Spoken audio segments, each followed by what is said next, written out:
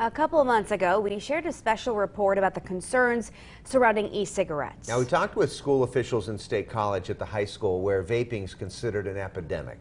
Now the district's looking at the possibility of using new technology to curb this e-cigarette use. Our Evan Hinckley looked further into this today. He joins us now live in State College. Evan? Yes, good evening, John. Amanda, what they're looking at are called vape detectors, and similar to smoke detectors, they sound an alert when they detect someone using a vape. Now, these detectors have not been approved currently to be used at State College High. However, many officials there hope that they will be coming in the near future to serve as a big deterrent for students using e-cigarettes in school.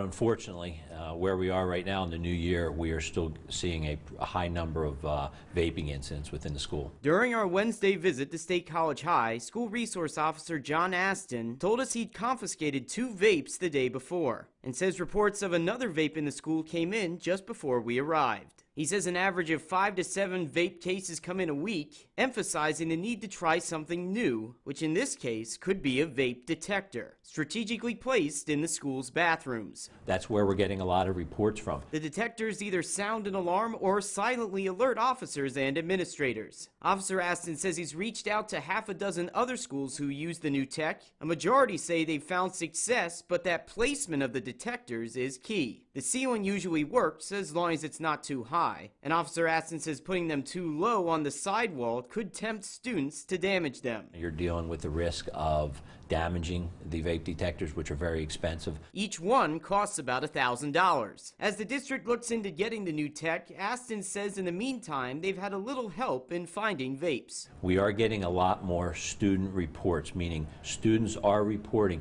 hey, I just left the bathroom and I could smell vape in there. But having a device that's close to foolproof in detecting the vapes is ideal. I think if they're able to do what they say they can do, they would really help.